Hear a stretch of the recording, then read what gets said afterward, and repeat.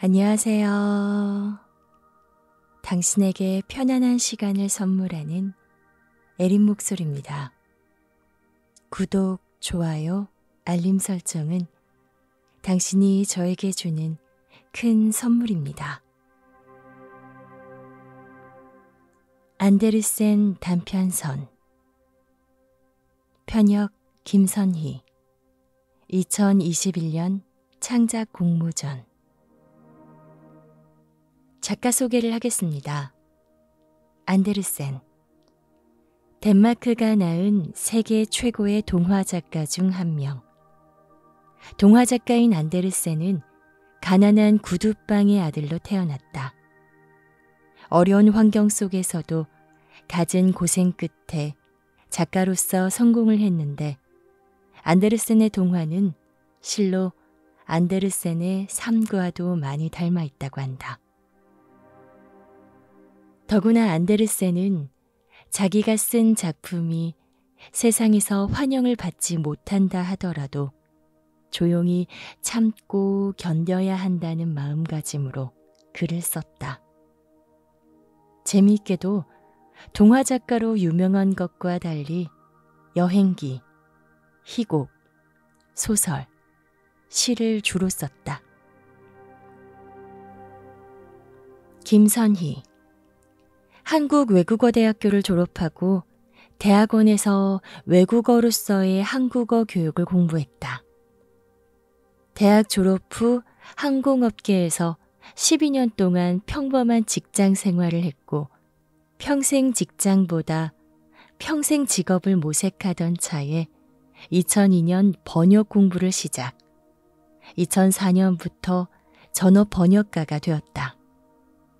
소설 십자수로 근로자 문화예술제에서 대상을 받았으며 민회 국제청소년 도서관에서 펠로십으로 어린이 및 청소년 문학을 공부했고 현재 김선희스 언택트 번역교실을 진행하며 번역가로 활동하고 있다.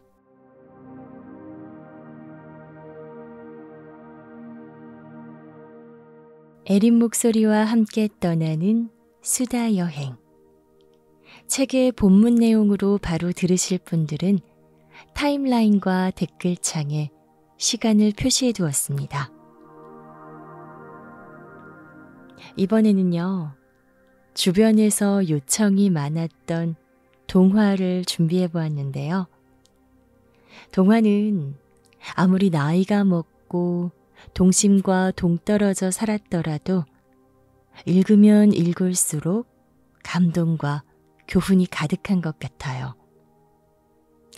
한동안 동화는 동떨어져 살아오다가 아이를 낳고 딸들에게 책을 읽어주며 다시 동화와 가까워졌는데요.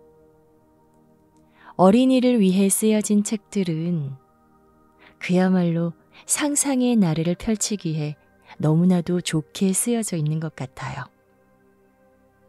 제 어린 시절 기억들을 주섬주섬 떠올려 보며 딸들에게 이런저런 이야기들을 나누며 책을 읽으면 저도 어느새 다시 7살 소녀로 돌아간 기분이 든답니다. 저희 딸들은 잠자리에서 제 영상들을 들으며 잠드는 걸 좋아한답니다. 그래서 저희 딸들을 위한 이야기들, 또 어린이들이 잠자면서 들을 수 있는 이야기들, 또 추억을 떠올리고 싶은 어른들을 위한 이야기, 그동안 읽어드리고 싶었는데요. 생각보다 많은 분들께서 동화 낭독을 기다리고 계시더라고요. 그래서 앞으로도 자주자주 동화책도 읽어드리도록 하겠습니다. 혹시나 원하시는 동화가 있으시면 댓글창에 남겨주세요. 영상을 제작하는데 큰 도움이 될 것 같습니다.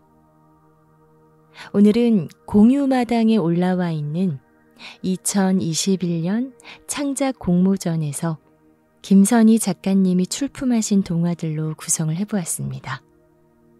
그럼 지금부터 저와 함께 동심의 세계로 떠나보실까요?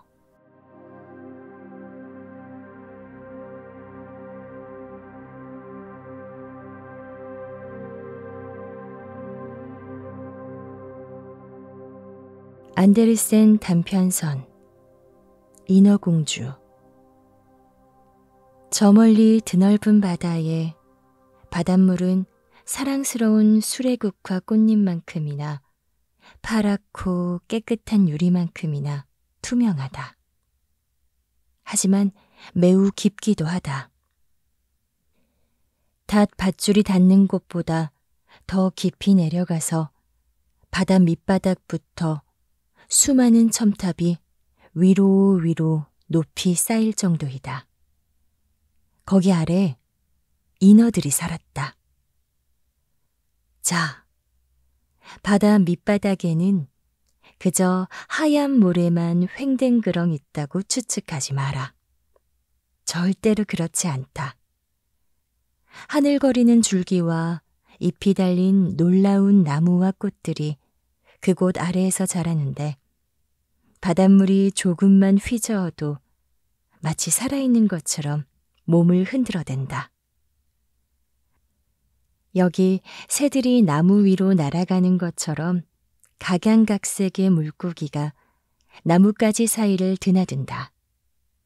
드넓은 바다 가장 깊은 곳에 바다왕의 궁전이 솟아있다. 성벽은 산으로 지었으며 높이 솟은 뾰족한 창문은 보석, 호박으로 만들었다. 지붕은 홍합 껍데기로 만들어 파도에 맞추어 입을 벌렸다가 닫았는데 아주 장관이다. 조개는 모두 반짝이는 진주를 품었는데 어느 것이라도 여왕이 쓰는 왕관의 자랑거리가 될 만했다. 저 아래 바다왕은 몇 년 동안 아내를 잃고 혼자 살았다. 노모가 아들을 대신해 가정을 돌보았다. 노모는 현명한 여인이지만 자신의 귀족 태생에 자부심이 강했다. 그리하여 자기 꼬리에 굴 12개를 달아 과시하면서도 궁정의 다른 부인들에게는 오직 6개만 달고 다니겠다. 이것만 빼고는 대체적으로 칭찬할 만한 사람이었다. 특히 손녀들, 어린 바다공주들을 지극히 좋아했기 때문에 칭찬할 만했다. 사랑스러운 공주가 6명 있었는데 그 중에서 막내가 가장 아름다웠다. 피부는 장미꽃잎처럼 부드럽고 매끄러웠으며 눈동자는 깊은 바다처럼 파란빛이었다. 하지만 다른 인어들처럼 발이 없었다. 몸끝에 물고기의 꼬리가 달렸다. 낮 내내 공주들은 성 안, 살아있는 꽃들이 벽에서 자라는 저 아래 거대한 홀에서 놀았다. 우리가 창문을 열면 제비들이 우리 방으로 쏜살같이 달려오듯이 높은 호박 보석 창문이 열리면 물고기들이 헤엄쳐 안으로 들어갔다. 지금 이 물고기들은 공주들 손에서 먹이를 받아먹고 귀여움을 받으러 곧장 헤엄쳐 갔다. 성 밖에는 불꽃처럼 빨갛고 또 깊은 바다색 같은 나무가 자라는 정원이 있다. 나무 열매는 황금처럼 빛나고 꽃은 끊임없이 손짓하는 가지에 붙어서 불꽃처럼 일렁였다. 흙은 정말이지 아주 고운 모래로 불타는 유황처럼 파란빛이었다. 야릇한 파란 장막이 거기 아래 모든 것에 드리웠다. 여러분은 바다 밑바닥이 아니라 위아래로 온통 파란 하늘만이 있는 높은 곳에 있다고 생각할지 모른다. 죽은 듯이 고요할 때면 태양을 볼 수 있었는데 태양은 마치 꽃받침에서 흘러나오는 빛을 품은 붉은 꽃과도 같았다. 공주들은 각자 자기들만의 작은 꽃밭이 있어서 땅을 파 좋아하는 꽃을 심었다. 공주 하나는 고래 모양 속에 귀여운 꽃 침대를 만들었는데 또 다른 공주는 인어 같은 침대 모양을 만드는 게 더 깔끔하다고 생각했다. 막내는 태양처럼 둥글게 꽃밭을 만들어서 거기에 태양만큼이나 붉은 꽃만 심었다. 막내는 보통의 아이와는 다르게 평범하지 않고 차분하고 생각에 잠겨 있었다. 언니들이 자기 꽃밭을 가라앉은 배에서 찾아낸 온갖 이상한 것들로 꾸미고 있을 때 막내는 태양만큼 붉은 꽃과 예쁜 대리석 동상을 제외하고는 아무것도 가져다 놓지 않았다. 새하얀 대리석에 새긴 잘생긴 소년의 동상은 난파된 배에서 바다 밑으로 가라앉은 것이었다. 막내는 그 동상 옆에 붉은 버드나무를 심었는데 나무는 무척이나 잘 자라서 풍요로운 가지가 동상에 그늘을 들이우고 파란 모래까지 가지를 축축 늘어뜨렸다. 나뭇가지가 흔들리면 그림자가 보랏빛을 띠었다. 마치 나무 뿌리와 나뭇가지 끝이 살아서 서로 어울려 놀면서 입을 맞추는 것 같았다. 막내 공주는 위쪽 인간 세상의 이야기를 가장 흥미롭게 들었다. 할머니를 졸라 배와 도시, 그리고 사람들과 동물에 대해 이야기를 다 들었다. 가장 근사한 것은 땅 위의 꽃들이 향기롭다는 사실이었다. 바다 밑바닥의 꽃은 향기가 없었다. 숲이 푸르다는 게 멋진 것 같았다. 나뭇가지 사이로 보이는 물고기가 큰 소리로 달콤하게 노래를 부를 수 있어서 사람들이 즐겁게 들을 수 있다는 게 마음에 들었다. 할머니는 작은 새를 모두 물고기라고 불러야 했다. 그렇지 않으면 공주들이 새를 한 번도 본 적이 없었기에 무슨 말을 하고 있는 것인지 알지 못했기 때문이었다. 할머니가 말했다. 너희 중 15살이 되는 사람은 바다에서 나가 달빛을 받으며 바위에 앉아 있어도 된단다. 지나가는 거대한 배를 지켜볼 수도 있어. 숲과 마을도 보게 될 거야. 다음해 마지가 15살이 된다. 하지만 다른 공주들, 그러니까 각자 동생들보다 1살씩 더 먹었으니 막내가 물에서 나가 세상이 어떤지 볼 때까지 5년을 기다려야 했다. 그래도 언니들은 각자 자기들이 본 것을, 그리고 첫날 가장 아름답게 찾아낸 것을 전부 다른 공주들에게 들려주기로 약속을 했다. 할머니도 반도 말하지 않았기에 공주들이 간절히 알고 싶은 게 무척이나 많았다. 가장 간절히 바라는 공주는 바로 무척이나 조용하고 생각에 잠긴 듯한 막내였다. 여러 날 밤 막내는 창문을 열고 서서 물고기들이 지느러미와 꼬리를 흔들어대는 검푸른 바다를 들여다보았다. 달과 별만 보일 뿐이었다. 확실히 달과 별빛은 꽤 흐릿했다. 하지만 물을 통해 보였기에 우리한테 보이는 것보다 훨씬 크게 보였을 것이다. 구름 같은 그림자가 달과 별을 가로지를 때면 그것이 머리 위로 헤엄치는 고래라든가 많은 사람들을 싣고 가는 배라는 걸 알았다. 저들은 귀여운 어린 인어가 배 바로 아래에서 배를 향해 하얀 두 팔을 내밀고 있다는 걸 꿈도 꾸지 못했다. 마지공주가 15생일을 맞았다. 그래서 이제 물 밖으로 올라갈 수 있는 허락을 받았다. 마지가 돌아왔을 때 동생들에게 들려줄 이야기가 100가지나 되었다. 하지만 그 중에서도 가장 놀라운 건 바다가 잔잔할 때 달빛을 받으며 모래톱에 누워있는 것이었다. 물가에 불빛 수백 개가 별처럼 반짝거리는 커다란 도시를 보고 음악과 덜거덕거리는 마차와 사람들의 제잘거리는 소리를 듣고 교회의 높은 첨탑을 보고 울려 퍼지는 종소리를 들었다.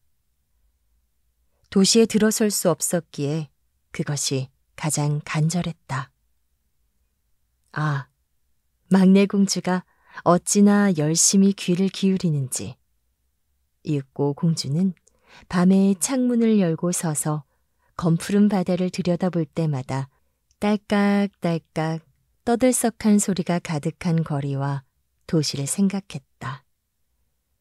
그리고는 이렇게 깊은 곳까지 교회 종소리가 들린다고 상상하게 됐다. 다음 해에는 둘째 공주가 물 위로 올라가서 어디든 헤엄을 쳐도 좋다는 허락을 받았다. 둘째는 해가 질 때 올라갔다. 일몰은 자신이 본 가장 놀라운 풍경이라고 말했다. 하늘은 황금빛인데 구름으로 말할 것 같으면 그 아름다움을 묘사할 단어를 찾지 못했다. 붉게 출렁이면서 보랏빛으로 물들며 머리 위로 지나갔다. 흘러가는 구름보다 훨씬 빠른 백조가 무리지어갔다. 백조는 길고 하얀 장막처럼 바다 위로 흔적을 남기며 지는 해를 향해 날아갔다. 둘째 공주도 헤엄쳐 갔지만 해가 지자 그 장밋빛 불꽃도 바다와 하늘에서 전부 사라져버렸다.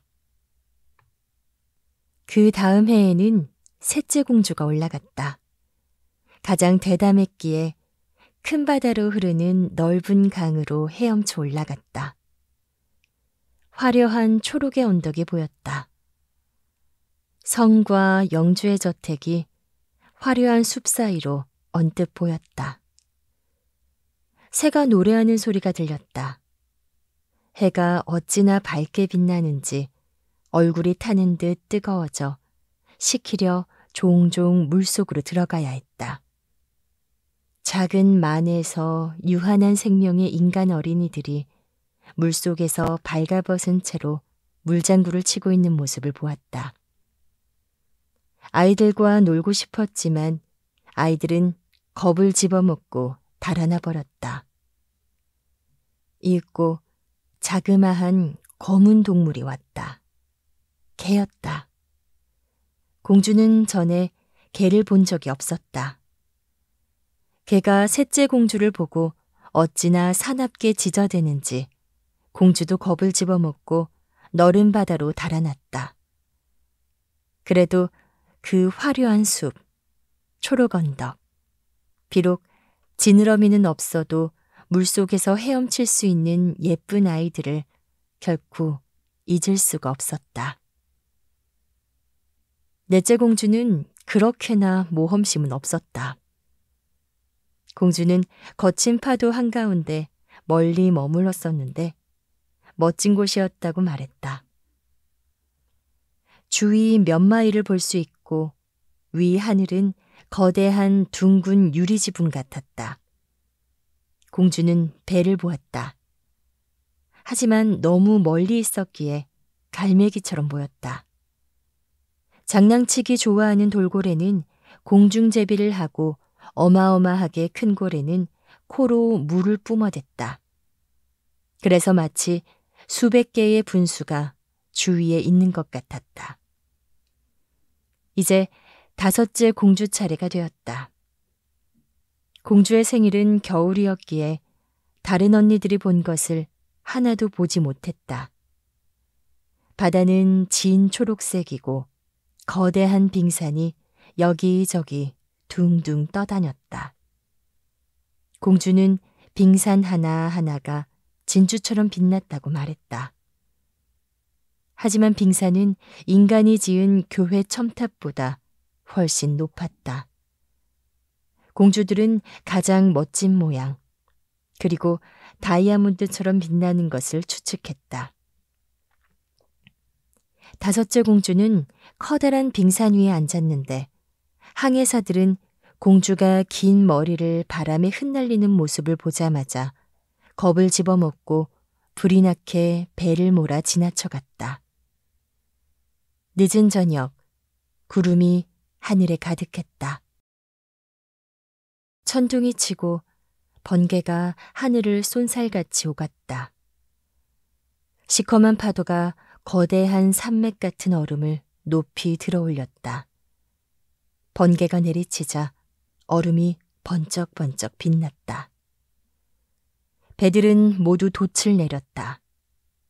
공포와 초조함만 흘렀다. 하지만 공주는 거기 둥둥 떠다니는 빙산 위에 차분하게 앉아서 바다에 쩍쩍 내리치는 들쭉날쭉한 번개를 지켜보았다. 언니들은 각자 바다의 수면 위로 처음 올라갔을 때 그 사랑스러운 모습이 새로웠었다. 하지만 어른이 되어 자신이 원하는 곳은 어디든 갈 수 있게 되자 그곳에 흥미를 잃었다. 어디를 가든 한 달이 지나면 향수병에 걸려서는 바다 밑과 같은 곳이 없다고 집이 무척이나 편안하다고 말했다. 여러 날 저녁 언니들은 물 위로 올라가 다섯이 한 줄로 서로 팔짱을 끼고 섰다. 다들 유한한 인간보다도 훨씬 더 목소리가 아름다웠다. 폭풍이 불자 공주들은 조난사고가 있으리라 예상하고 배 앞으로 헤엄쳐 가서 바다 밑이 얼마나 아름다운지 선원들에게 전해져 내려온 편견을 깨기 위해 유혹적으로 노래를 불렀다. 하지만 사람들은 그 노래를 이해하지 못하고 폭풍 소리로 착각했다. 저들은 영광스러운 깊은 바다를 보지 못했다. 배가 가라앉았을 때 사람들은 익사해서 바다왕의 성에 죽은 인간으로 도착했다. 그날 저녁 인어들은 이처럼 팔짱을 끼고 물 위로 올라왔을 때 막내는 뒤에 혼자 남아 그 죽은 사람들을 돌보며 눈물을 흘리고 싶어 했다. 하지만 인어들은 눈물을 흘리지 않았다. 그래서 훨씬 더 고통스러웠다. 막내가 말했다. 내가 15살이 되면 좋겠어. 저기 위 세상, 그리고 저기에 사는 사람들을 모두 무척 좋아하게 될 것 같아. 마침내 막내도 15살에 이르렀다. 노부인 여왕 할머니가 말했다. 이제 너를 보내주마. 할머니는 어린 공주의 머리카락에 하얀 백합 화관을 씌워주었는데 꽃잎은 진주를 반으로 잘라 만든 것이었다. 그리고 이 노부인은 막내 공주의 꼬리 지느러미에 높은 지위의 표시로 큼지막한 굴 8개를 달라고 했다. 하지만 그거 아프단 말이에요. 막내 공주가 소리쳤다. 치장을 하려면 많이 참아야지. 할머니가 막내 공주에게 말했다. 아, 이런 장식을 전부 다 털어내고 번거로운 화관을 포기하면 얼마나 좋을까. 꽃밭의 붉은 꽃은 공주에게 훨씬 더 잘 어울렸다. 하지만 굳이 바꾸지는 않았다. 안녕. 막내 공주는 그렇게 인사하고는 바다를 헤치고 거품처럼 빛을 내며 가볍게 위로 올라갔다. 수면 위로 머리를 내밀었을 때 태양이 막 사라졌다. 하지만 구름은 여전히 황금과 장미처럼 빛나고 섬세하게 물든 하늘에는 저녁별이 투명하게 빛났다. 공기는 온화하고 신선하며 바다는 잔잔했다. 돛이 3개 달린 커다란 배가 눈에 들어왔다. 바람이 부드럽게 불어와 돛을 하나만 폈다. 선원들은 삭구 안이나 활대에 기대어 빈둥거렸다. 배에서는 음악과 노래가 흘러나왔다. 밤이 내리자 선원들은 엄청나게 밝은 수백 개의 불을 밝혔는데 누군가는 망국기가 허공에 흔들리고 있다고 생각했을 것이다. 사랑스러운 인어공주는 가장 큰 선실 창문까지 바짝 헤엄쳐 갔다. 몸이 바닷물 위로 출렁거릴 때마다 유리창문으로 그 안에 화려하게 차려입은 사람들 무리를 들여다볼 수 있었다. 그 중에서 가장 눈에 띄는 사람은 커다란 검은색 눈동자의 젊은 왕자였다. 15살 정도 되어 보였다. 왕자의 생일이었기에 축하를 하는 자리였다. 가판위 선원들이 춤을 추는데 왕자가 선원 사이로 나타나자 100개가 넘는 불꽃이 허공으로 날아올라 대낮처럼 밝게 비추었다. 불꽃에 공주는 몹시도 놀라서 물속으로 얼른 몸을 숨겼다. 하지만 곧 다시 빼꼼 올려다보았다. 하늘의 별들이 모두 공주에게 떨어지는 듯했다. 저런 불꽃을 본 적이 없었다. 큰 해가 여러 개 빙글 돌고 화려한 불꽃, 물고기가 파란 하늘을 둥둥 떠다녔다. 이런 것들은 모두 크리스털 같은 투명한 바다에 거울처럼 비추었다. 어찌나 밝은지 배의 작은 밧줄도 다 볼 수 있고 사람들도 선명하게 보였다. 아, 젊은 왕자는 어찌나 잘생겼는지. 왕자가 웃었다. 미소 지으며 사람들과 악수를 나누고 그 사이 음악은 완벽한 저녁 속으로 울려 퍼졌다. 시간이 꽤 늦었지만 사랑스러운 인어공주는 배하고 그 잘생긴 왕자한테서 눈을 뗄 수가 없었다. 알록달록 밝게 빛나는 초롱불이 꺼지고 불꽃도 하늘을 날아다니지 않고 폭죽도 더 이상 터지지 않았다. 하지만 바닷속 깊은 곳에서 우르르 쾅쾅 소리가 들려왔다. 물살이 계속 인어를 높이 튀어 올라가게 해서 인어는 그 선실 안을 들여다볼 수 있었다. 이제 배는 나아가기 시작했다. 바람 속에 돛이 하나 둘 활짝 펴지고 파도가 높이 솟고 거대한 구름이 모여들며 번개가 멀리서 번쩍거렸다. 아, 배는 끔찍한 폭풍을 만났다. 뱃사람들은 서둘러 돛을 내렸다. 높다란 배가 성난 바다를 헤치며 속도를 내자 이 커다란 배는 튀어올랐다가 뒹굴었다. 파도는 마치 돛을 부서뜨릴 듯 시커먼 산처럼 높이 일었다. 하지만 배는 백조처럼 거대한 파도 사이로 떨어져 내렸다가 다시 높이 솟아올랐다. 인어공주에게는 이것이 썩 괜찮은 놀이처럼 보였지만 선원들에게는 전혀 그렇지 못했다. 배는 와지끈 갈라지고 굵은 나무가 쿵 하고 떨어져 내렸다. 파도가 배를 내리쳐 돛이 갈대처럼 2개로 부서졌다. 배는 옆으로 기울어 물이 짐칸까지 쳐들어왔다. 이제 인어공주는 사람들이 위험에 빠진 것을 알았다. 자신도 바다에 이리저리 떠다니는 나무와 판자를 피해야 했다. 한순간 어두워져서 공주는 아무것도 볼 수가 없었다. 다음 순간 번개가 무척이나 환하게 내리쳐서 배 위의 모두를 구별할 수가 있었다. 모두가 최선을 다해 살궁리를 했다. 공주는 그 젊은 왕자를 찾아서 가까이가 지켜보았다. 배가 두동강 나 왕자가 바닷속으로 가라앉는 모습이 보였다. 처음 공주는 왕자가 자신과 같이 있어서 너무 기뻤다.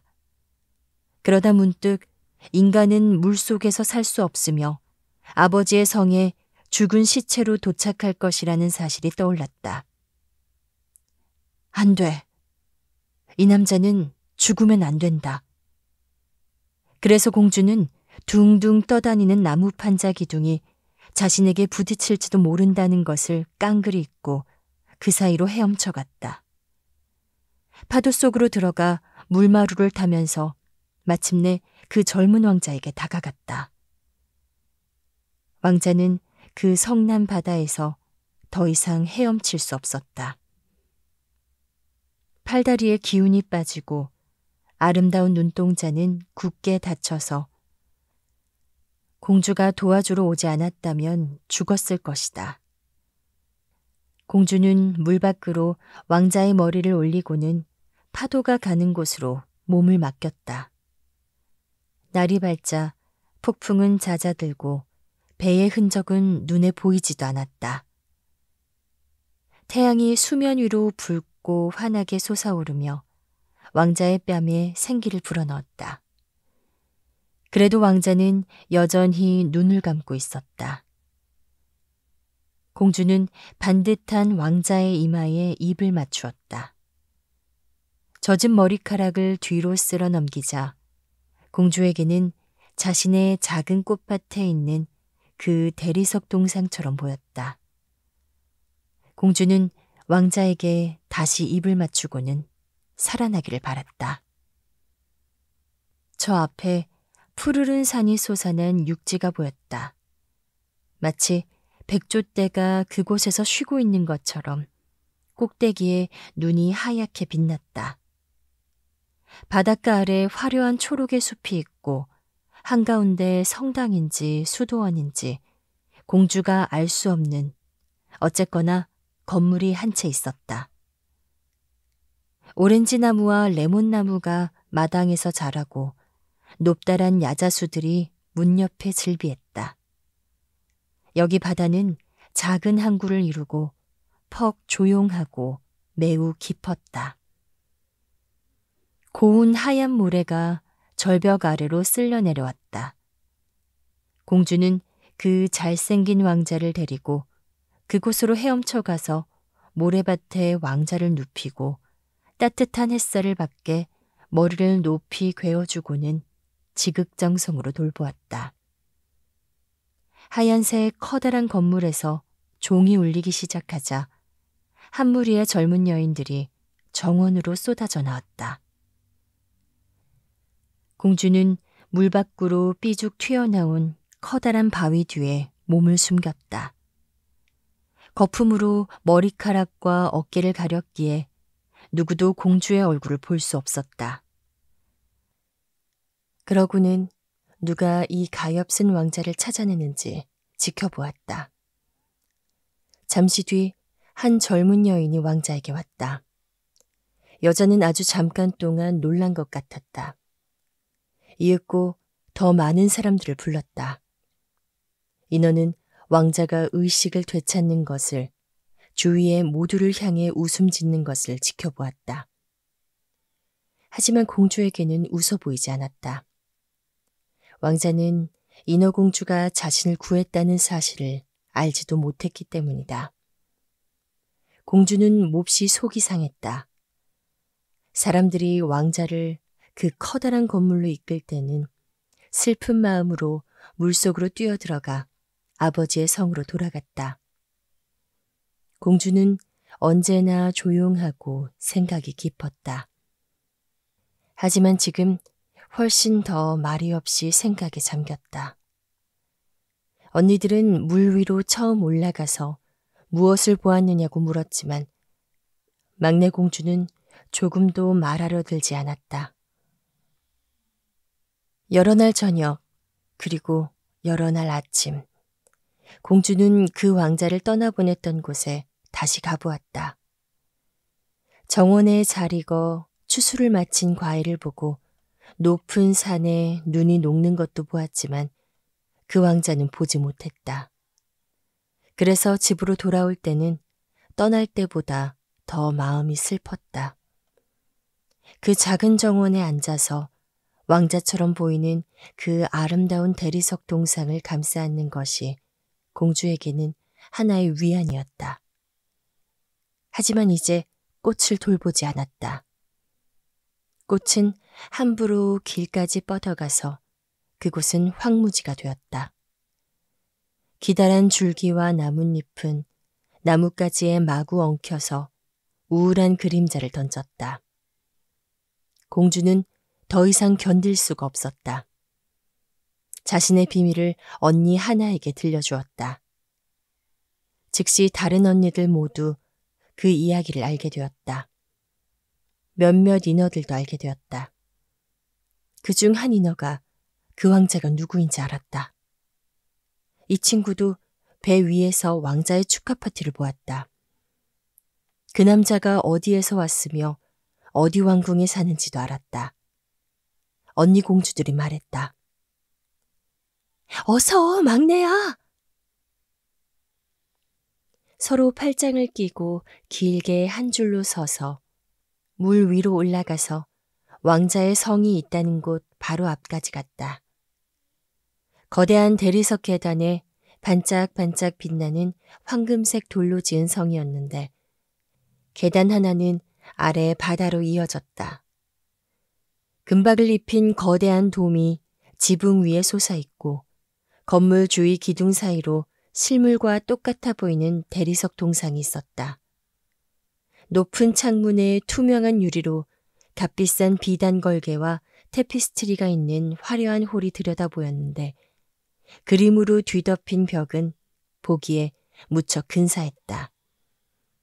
메인홀 한가운데 커다란 분수가 유리돔 지붕까지 물을 뿜고 햇빛이 분수대의 물과 커다란 수반에서 자라는 사랑스러운 식물을 비추었다. 이제 인어공주는 왕자가 어디에 사는지 알았기에 여러 날 저녁, 여러 날 밤, 그곳 바다에서 시간을 보냈다. 언니들보다 훨씬 더 바짝, 과감하게 헤엄쳐 갔다. 심지어 화려한 대리석 발코니가 바다에 길게 그림자를 들이우는 좁은 시내까지 올라갔다. 여기에 앉아서 그 왕자를 지켜보았다. 왕자는 달빛 속에서 자기 혼자 있다고 생각을 했다. 여러 날 저녁 왕자가 음악이 흐르고 깃발이 흩날리는 멋진 배를 타고 나가는 모습을 공주는 보았다. 공주는 덤불 사이로 몰래 내다보았다. 바람이 불어 공주의 은빛 꼬리 위로 불면 꼭 백조 한 마리가 날개를 펼친 것처럼 보였다. 여러 날 밤 낚시꾼들이 횃불을 들고 바다로 나가는 모습을 보았다. 낚시꾼들이 왕자가 얼마나 착한지 말하는 것도 들었다. 그 말을 들으니 왕자가 물에 빠져 죽을 뻔했을 때 목숨을 구해준 사람이 자신이라는 걸 생각하며 자랑스러운 마음이 들었다. 자신의 가슴에 기댔던 왕자의 머리가 얼마나 부드러웠던지, 왕자에게 입을 맞추었을 때 얼마나 감미로웠는지 떠올렸다. 하지만 왕자는 이것을 전혀 알지 못했다. 상상조차 하지 못했다. 날이 갈수록 인어공주는 인간이 좋아졌다. 그리고 점점 더 인간들과 더불어 살고 싶은 마음이 간절했다. 인간 세상은 인어 세상보다 더 넓은 것 같았다. 인간들은 배를 타고 바다 위를 다닐 수도 있고 구름 위 높은 산을 오를 수도 있었다. 인어공주는 알고 싶은 게 너무 많았다. 언니들은 막내가 궁금해하는 것들에 대해 전부 다 대답을 해주지 못했다. 그래서 물 위 세상에 대해서 잘 아는 할머니를 찾아갔다. 물 위 세상은 할머니가 바다 위에 있는 나라에 붙인 이름이었다. 인어공주가 물었다. 인간은 물에 빠져 죽지 않으면 영원히 사나요? 우리가 여기 아래 바다에서 죽는 것처럼 인간들은 죽지 않나요? 노부인 여왕이 대답했다. 죽지. 인간들도 죽어. 인간의 수명은 우리보다 훨씬 짧아. 우리는 300살까지 살 수 있어. 하지만 우리가 수명을 다할 때 우리는 그저 바다의 거품으로 변해. 그래서 사랑하는 사람들 사이 여기 아래 무덤이 없어. 우리는 불멸의 영혼이 없거든. 죽음 이후의 삶이 없단다. 우리는 초록바다 풀과 같아. 일단 잘리고 나면 결코 다시 자라지 않아. 반대로 인간에게는 영원히 사는 영혼이 있단다. 육체가 흙으로 변하고 난 다음에도 오랫동안 이어지는. 영혼은 희박한 공기를 타고 저 위 반짝이는 별로 올라가지. 우리가 육지를 보기 위해 물을 헤치고 올라가는 것처럼 인간들은 미지의 아름다운 곳으로 올라간단다. 우리에게는 결코 보이지 않는 곳으로. 인어공주는 애석해하며 물었다. 왜 우리는 불멸의 영혼을 받지 못했어요?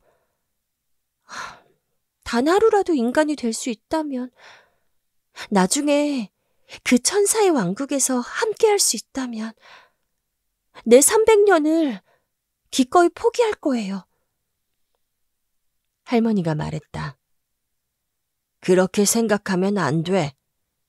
우리는 저 위 사람들보다 훨씬 더 행복하게 지내고 훨씬 더 잘 살고 있어. 그러면 나도 죽어서 바다의 거품처럼 둥둥 떠다녀야 해요. 음악과 같은 파도를 듣지 못하고 아름다운 꽃, 붉은 태양을 보지 못하고요. 불멸의 영혼을 얻기 위해서 내가 할 수 있는 게 아무것도 없어요? 할머니가 대답했다. 없어.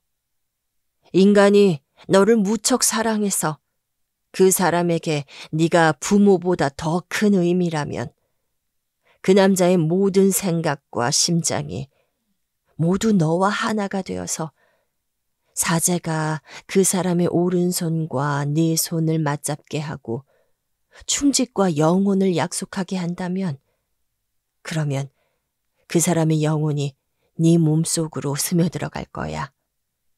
그러면 너는 인간의 행복을 함께 할 거야.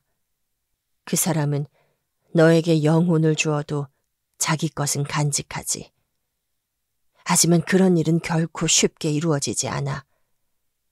여기 바다에서 그렇게나 아름다운 네 지느러미를 땅에서는 흉측하게 여긴단다.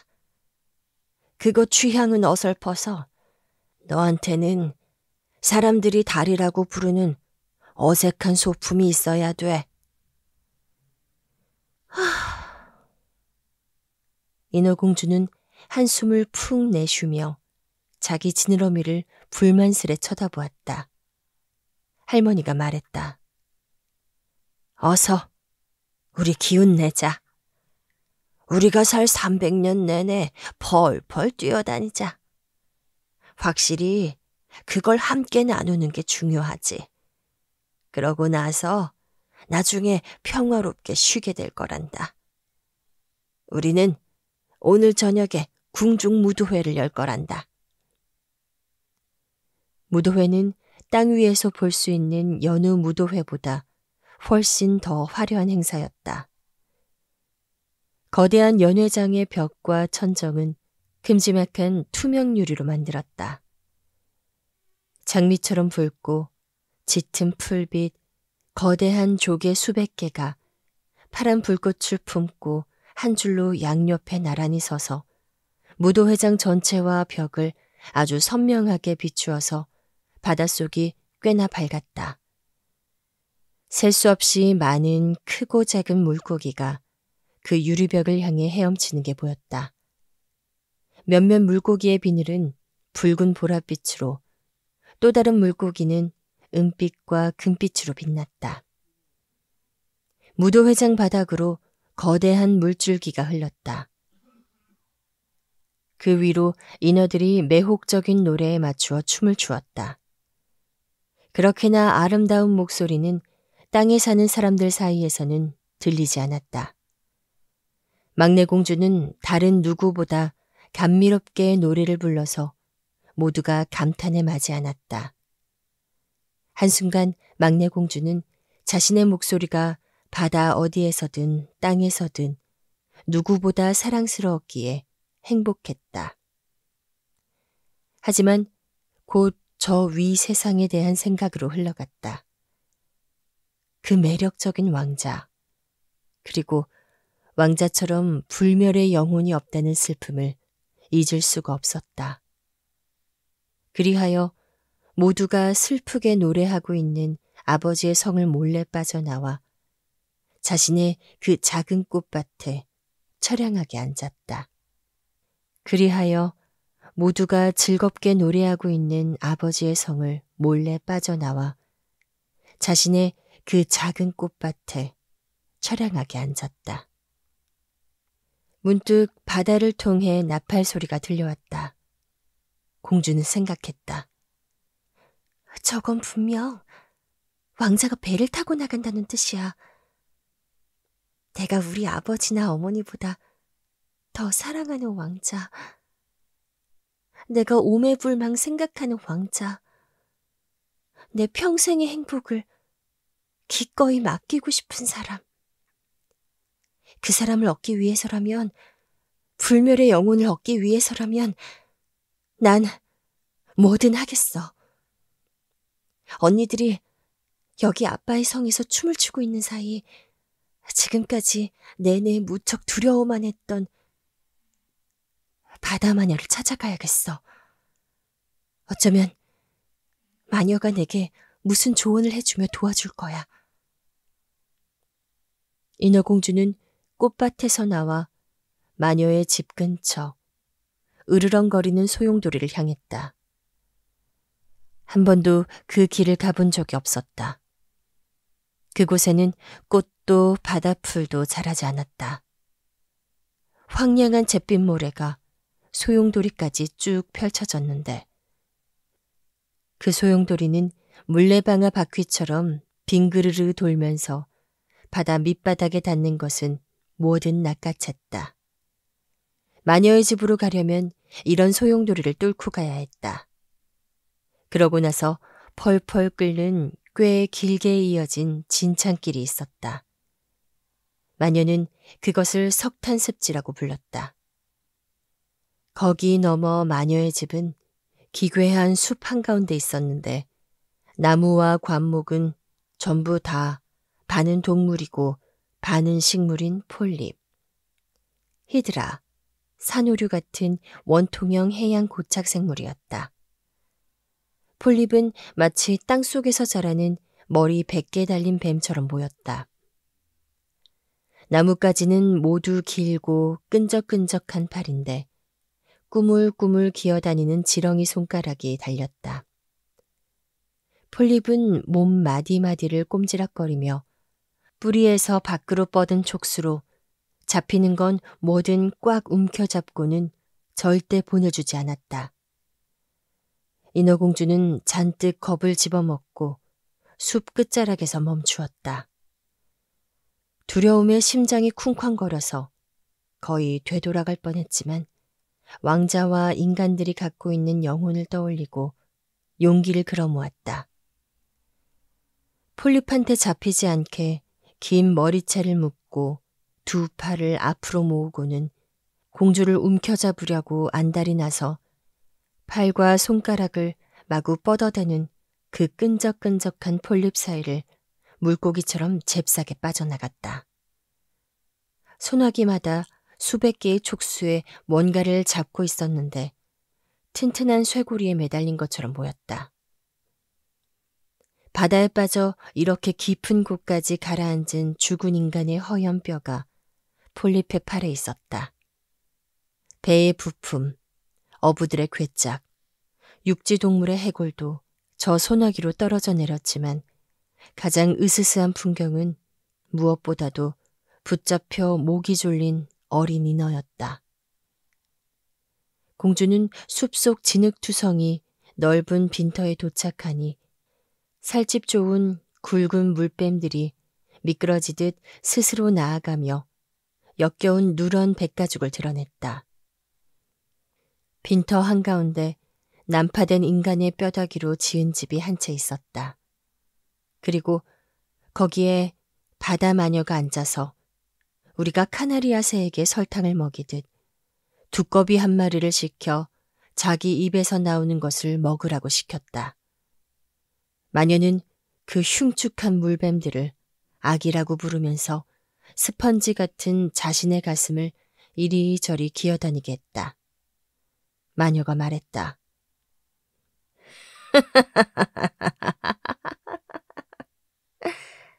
네가 원하는 게 뭔지 알지. 너 아주 어리석구나. 하지만 네 뜻대로 그대로 될 거야. 자랑스러운 공주, 넌 슬픔도 얻게 될 거다. 너는 지느러미 꼬리를 없애고 그 대신에 그물곤 2개를 갖고 싶어 하는구나.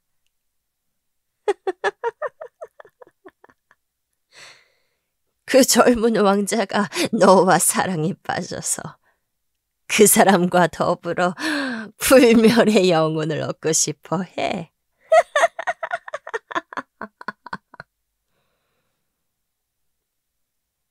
여기에서 마녀는 어찌나 깔깔대며 웃었는지 두꺼비랑 뱀들이 바닥으로 떨어져 내려 온몸을 비틀어댔다.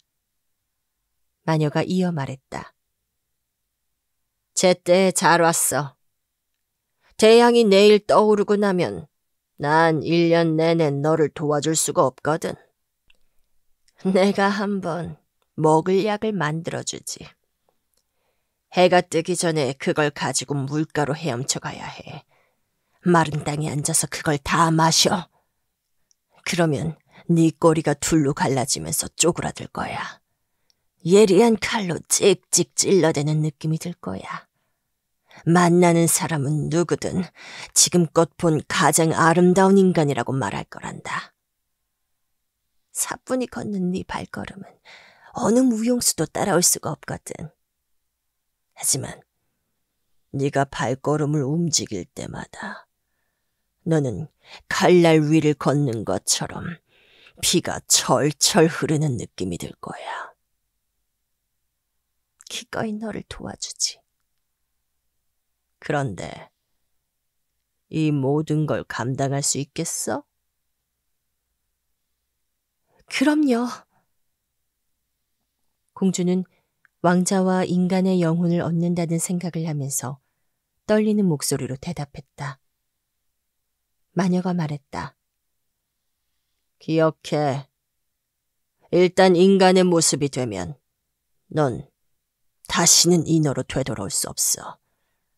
네 언니들, 네 아버지의 성으로 바다를 헤엄쳐 절대 돌아올 수 없다고. 그리고 내가 왕자의 사랑을 완벽하게 얻지 못한다면, 그러니까 자기 부모를 깡그리 잊고 머리와 심장으로 오로지 너만을 생각하지 못한다면, 사제가 결혼식에서 너의 손을 잡지 못한다면, 그러면 너는 불멸의 영혼을 얻지 못해. 만약에 왕자가 다른 사람과 결혼을 하게 되면 내 심장은 다음날 아침 산산조각이 나고 바다의 물거품이 되고 말 거야. 감수하겠어요. 공주가 말했다. 하지만 얼굴은 죽은 듯 창백했다. 게다가 넌 내게 값을 지불해야 돼. 난 하찮은 걸 달라고는 하지 않지. 너는 여기 바다 아래서 누구보다 목소리가 아름다워. 그 목소리로 분명 그 왕자를 사로잡고 싶을 거야. 하지만 넌 그 목소리를 나에게 주어야 해. 네가 가진 바로 그걸 내가 가져갈 거야. 내 값비싼 약을 주는 대가로 말이야. 난 거기에 내 피를 흘려야 해. 아주 잘 듣는 약을 만들려면. 하지만 내 목소리를 가져가면 나한테 뭐가 남지요? 네 아름다운 모습, 미끄러지듯 걷는 발걸음, 초롱초롱한 눈동자. 이런 것들로 넌 왕자의 마음을 쉽사리 사로잡을 거야. 용기가 사라졌나? 혀를 쑥 내밀어. 그러면 내가 싹둑 잘 나갈 테니까. 난 대가를 갖고 너는 잘 듣는 약을 갖게 될 거야. 어서 해요. 마녀는 불 위에 가마솥을 걸고 약을 끓였다. 깨끗한 게 좋지. 마녀는 그렇게 말하며 뱀을 둘둘 말아서 그것으로 단지를 쓱쓱 문질렀다. 그러고는 가슴을 쿡 찔러서 시커먼 피를 그 가마솥 안에 후두둑 떨어뜨렸다. 그 안에서 연기가 으스스하게 피어올라서 그 모습만으로도 공포로 얼어붙을 것 같았다. 마녀는 끊임없이 새로운 재료를 가마솥에 던져 넣었다. 곧 악어가 눈물을 흘리는 듯한 소리를 내며 가마솥이 서서히 끓기 시작했다. 마침내 약이 완성되었다. 약은 깨끗한 물처럼 투명해 보였다. 네 약이야. 마녀는 인어공주의 혀를 잘랐다. 공주는 더 이상 말을 할 수 없었다. 노래도 이야기도 할 수 없었다. 마녀가 말했다. 네가 내 숲을 돌아 나갈 때 풀잎들이 너한테 덤벼들 거야. 이걸 녀석들한테 한 방울만 떨어뜨려. 그러면 족수가 수천 갈래로 갈라질 테니까. 하지만 그럴 필요가 없었다. 폴립들은 그 약을 보자마자 놀라서 몸을 말았다. 약은 빛나는 별처럼 공주의 손에서 빛을 냈다. 그래서 공주는 금세 그 숲, 습지, 그리고 으르렁대는 소용돌이를 빠져나갔다. 아버지의 성이 보였다. 연회장의 불은 이미 꺼졌다. 분명 성에 있는 모두가 잠이 든 게 틀림없었다. 하지만 공주는 차마 근처에 가지 못했다. 이제 말을 할 수 없게 된 채 영원히 고향을 떠나갈 것이다.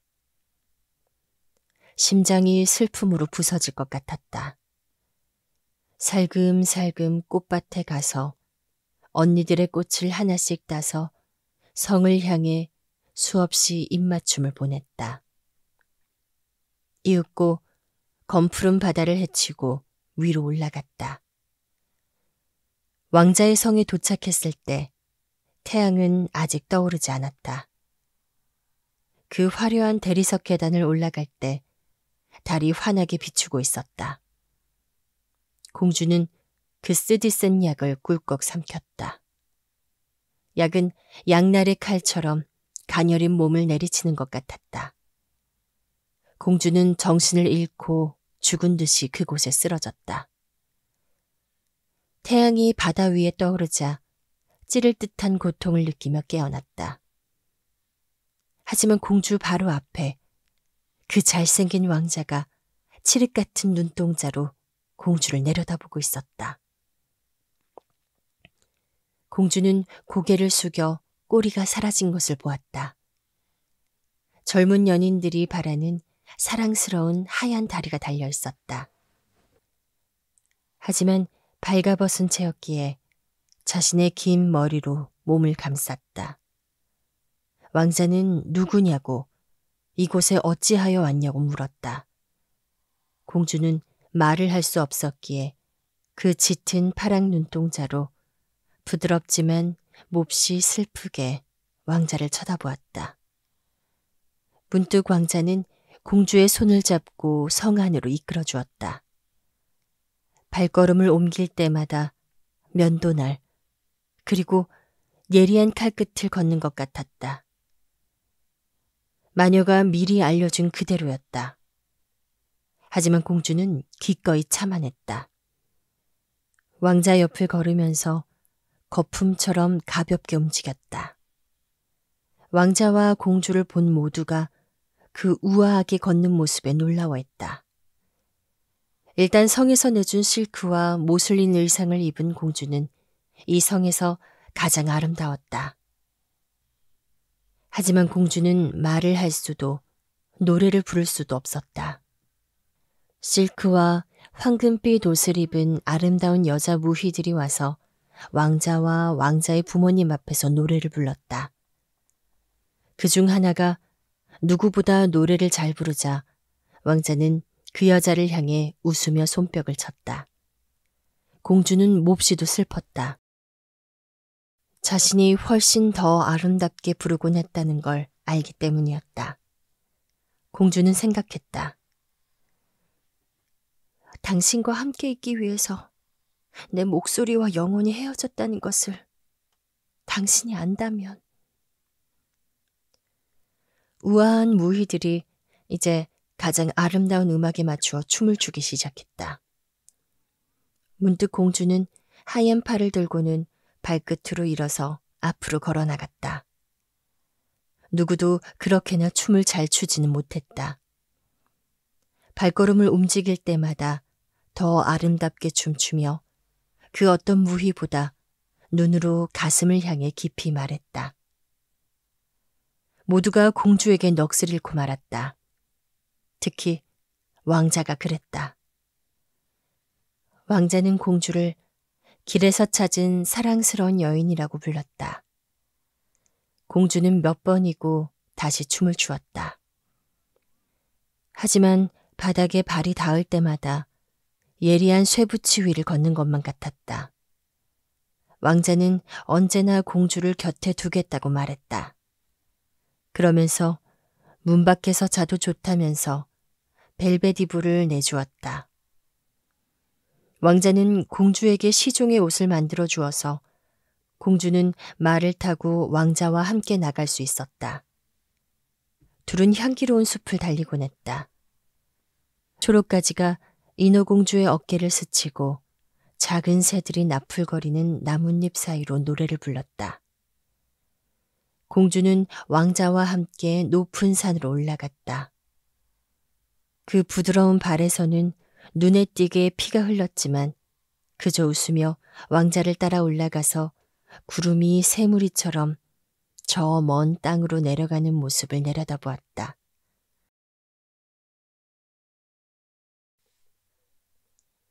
왕자의 궁전에서 모두가 밤에 잠들었을 때 공주는 그 넓은 대리석 계단을 내려가 차가운 바닷물에 불에 댄 것 같은 발을 식혔다.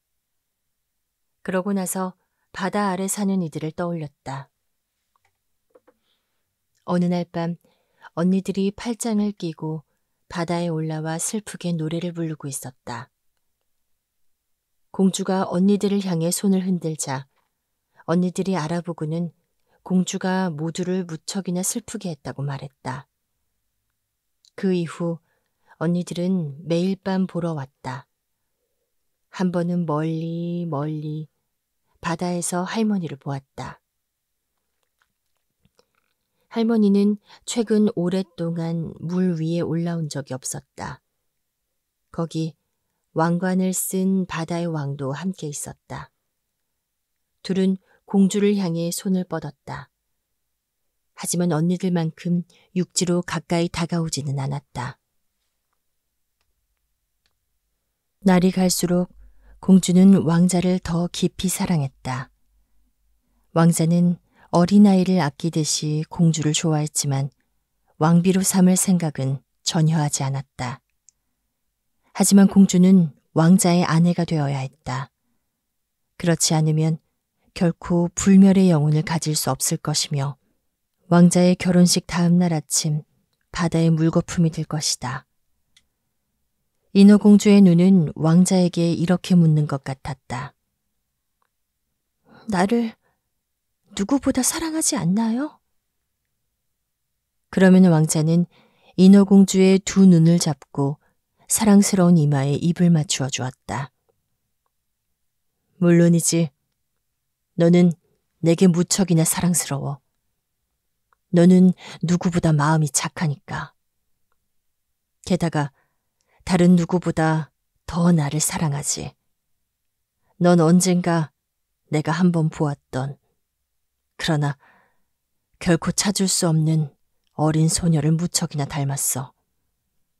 난 난파된 배에 있었어.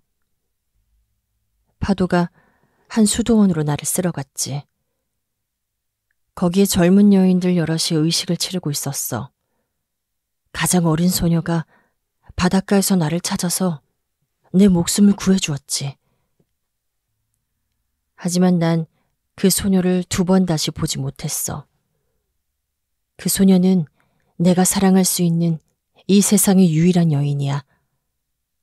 그래도 네가 그 소녀와 많이 닮았기에 내 마음속에서 그 여인의 추억을 대신해 주지.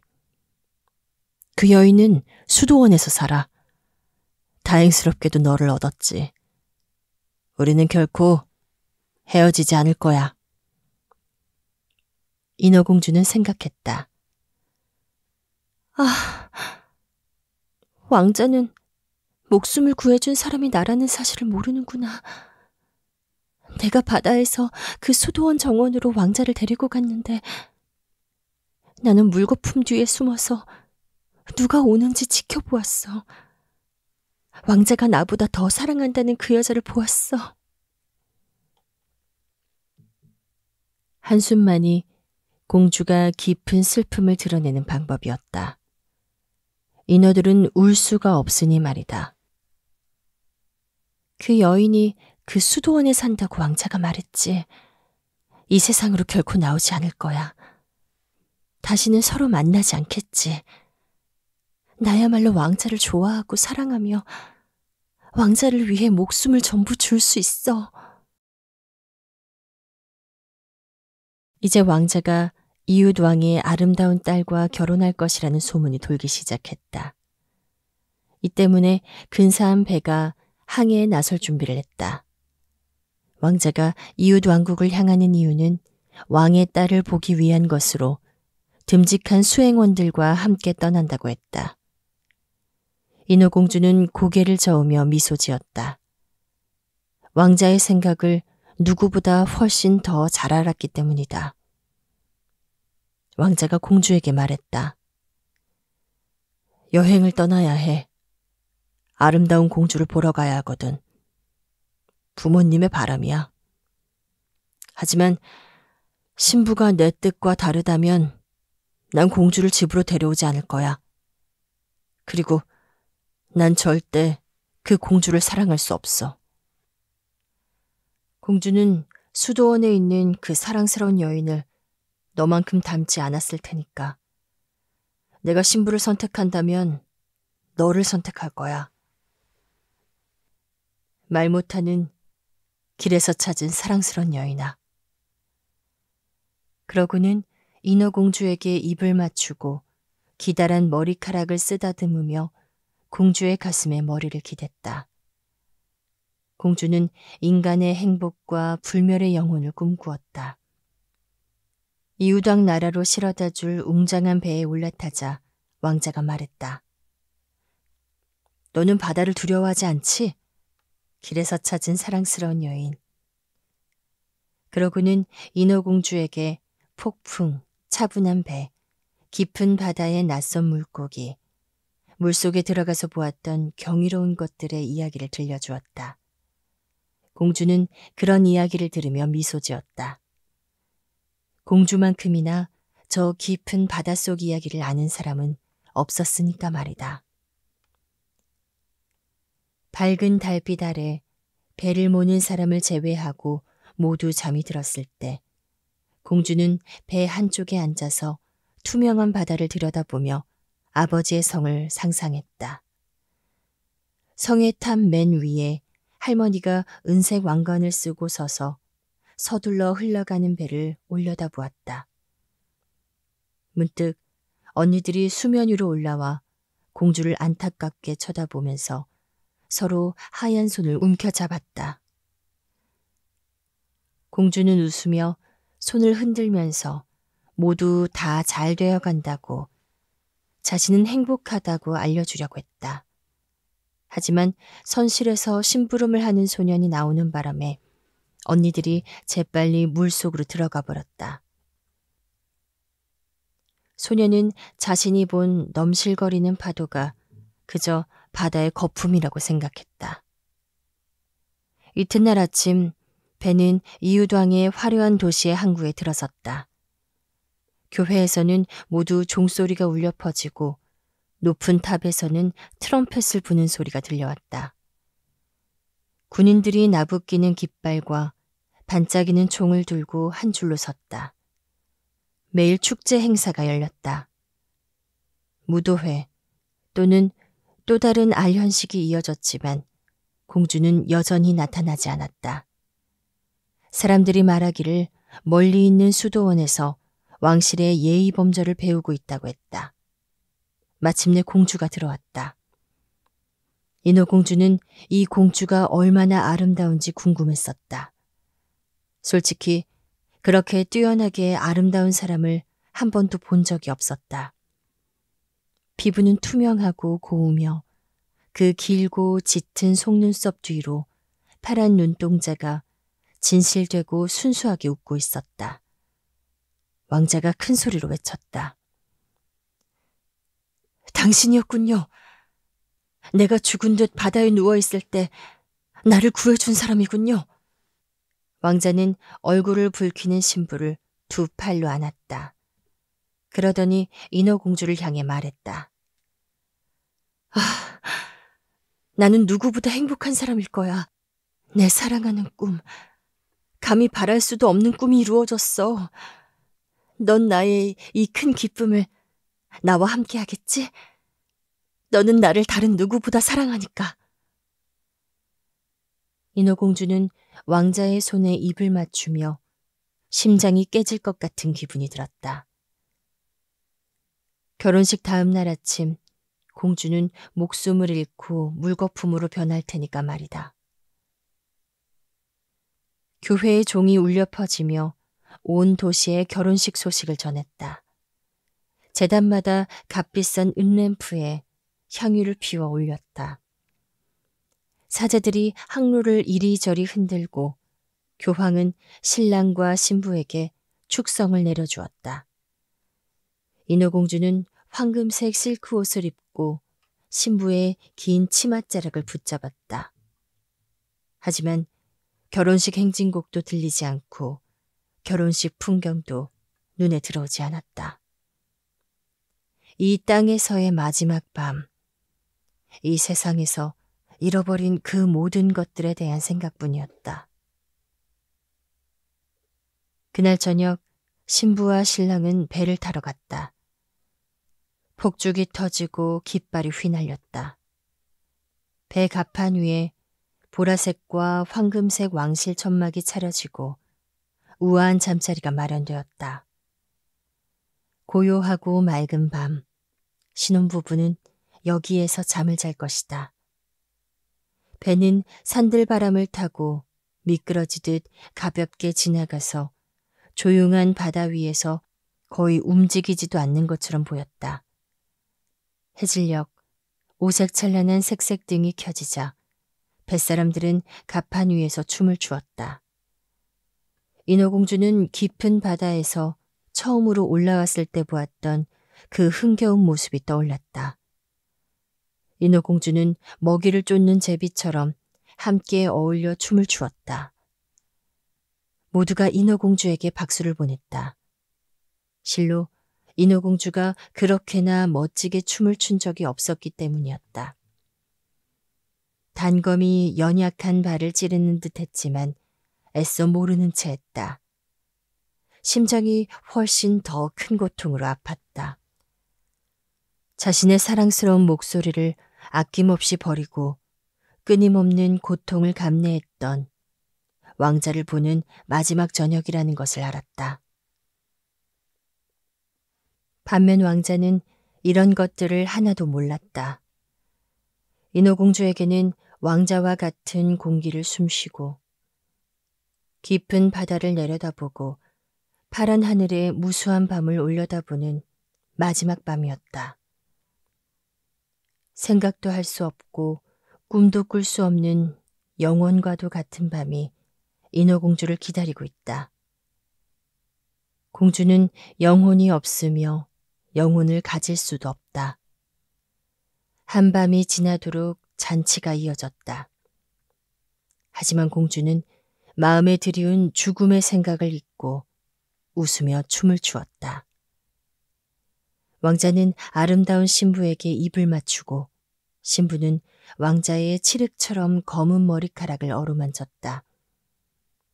두 사람은 손에 손을 잡고 그 웅장한 천막 안으로 쉬러 들어갔다. 배 위로 침묵이 내려앉았다. 배를 모는 키자비만 갑판에 남았다. 인어공주는 벽에 기대어 서서 여명이 밝아오는 것을 보았다. 첫 여명이 비치자마자 자신이 죽으리라는 걸 알았다. 문득 넘실거리는 파도 사이로 언니들이 둥실 올라왔다. 언니들은 막내 공주만큼이나 창백했다. 산들바람이 비껴주던 길고 사랑스러운 머리카락이 보이지 않았다. 전부 잘려나갔다. 언니들이 말했다. 우리 머리카락을 마녀에게 주었어. 너를 도와줄 방법을 얻으려고. 오늘 밤 네 목숨을 구해. 마녀가 우리에게 칼을 주었어. 이 날카로운 칼날을 봐. 해가 뜨기 전에 넌 왕자의 심장에 이걸 꽂아야 해. 왕자의 뜨거운 피가 네 발을 적시면 발이 다시 하나가 되어 지느러미 꼬리로 변할 거야. 그러면 너는 다시 인어가 되어서 바닷속 우리한테 돌아올 수 있어. 죽어서 짠바다의 거품이 될 때까지 300년을 더 살 수 있다고. 서둘러. 왕자든 너든 해가 뜨기 전엔 죽어야 해. 할머니는 슬픔에 빠져 하얀 머리카락이 계속 빠지고 있어.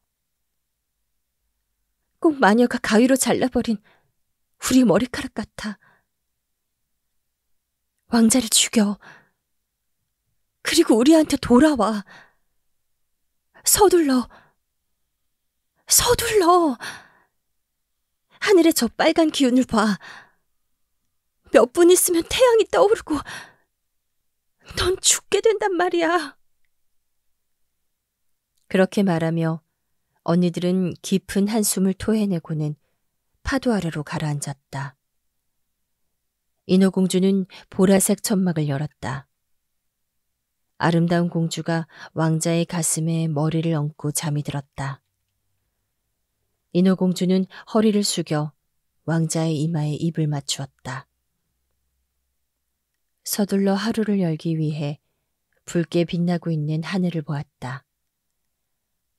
날카로운 칼을 보고 다시 왕자를 향해 눈을 돌렸다. 왕자는 자면서 신부의 이름을 중얼거렸다. 온통 신부 생각뿐이었다. 인어공주의 손에 든 칼날이 바르르 떨렸다. 문득 공주는 칼을 저 멀리 바다 위로 휙 던져버렸다. 칼이 바닷속에 풍덩 빠진 자리가 마치 부글부글 끓듯 피처럼 붉어졌다. 인어공주는 이미 흐릿해진 눈으로 한 번 더 왕자를 보고는 밖으로 물러나와 바다로 몸을 날렸다. 몸이 거품으로 녹아드는 느낌이었다. 태양이 떠올라 햇빛이 따스하고 부드럽게 그 서늘한 바다 거품을 비추었다. 인어공주는 죽음의 손길을 느끼지 못했다. 머리 위로 비추는 환한 햇빛 속에서 투명하고도 아름다운 생명체가 둥둥 떠다니는 게 보였다. 무척이나 투명해서 배의 하얀 돛과 하늘의 붉은 구름이 들여다 보였다. 목소리는 음악과도 같아서 지상의 눈이 인어들의 거품을 볼 수 없는 것처럼 인간의 귀로는 그 소리를 쫓을 수가 없었다. 날개도 없이 이들은 공기만큼이나 가볍게 떠다녔다. 인어공주는 자신이 저들과 같은 모양이라는 것을 알았다. 점점 거품에서 빠져나와 위로 올라가고 있었다. 누구세요? 내가 어디로 가는 거죠? 인어공주가 물었다.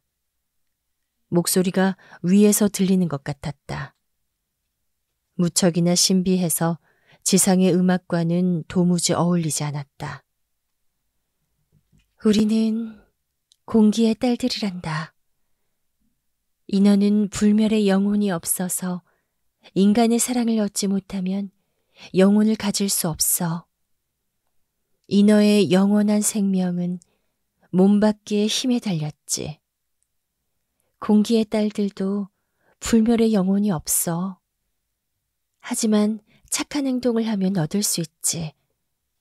우리는 남쪽으로 날아가. 우리가 차가운 바람을 불어넣지 않으면 그곳의 독약과도 같은 뜨거운 공기가 인간을 죽이거든. 우리는 가는 곳마다 신선함과 치유의 밤을 주는 꽃향기를 공기에 실어간단다. 300년 동안 최선을 다해 좋은 일을 하면 우리는 불멸의 영혼과 인간의 영원한 은총을 나누어 받아. 너, 가엾은 인어야. 너도 이것을 위해 온 마음을 다 바쳐 노력했어. 너의 고통과 충실함이 하늘 높은 영혼의 왕국으로 너를 들어올렸어. 이제 300년 동안 선한 행동을 하면 절대 죽지 않을 영혼을 얻게 될 거야. 인어공주는 투명하고 밝은 눈을 신의 태양을 향해 들어올렸다. 처음으로 눈에 눈물이 고였다. 배 위는 서서히 활기를 띠며 다시 생기가 돌았다. 왕자가 그 아름다운 신부가 자신을 찾는 것이 보였다.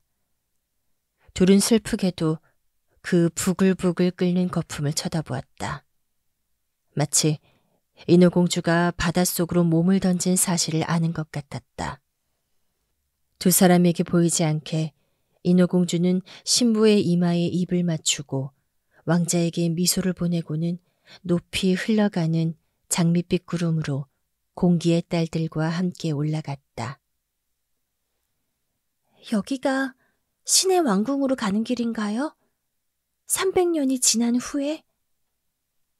좀 더 이를 수도 있어. 보이지 않게 우리는 아이들이 있는 인간들의 집으로 날아들어가지. 매일 우리는 부모님을 기쁘게 하고 사랑받을 자격이 있는 착한 아이를 찾아. 그러면 신은 우리를 시험하는 날을 짧게 해줘. 아이는 우리가 자기 방을 둥둥 떠다닐 때 알지 못해. 하지만 우리가 그 아이를 향해 웃을 때 300년에서 1년이 줄어든다는 뜻이야. 하지만 우리가 버릇없는 아이를 보면 우리는 슬픔의 눈물을 흘려야 해. 눈물 한 방울마다 우리 시험의 하루가 더 늘어나지. 인어공주 낭독을 마치겠습니다. 그럼 편안한 시간 되세요.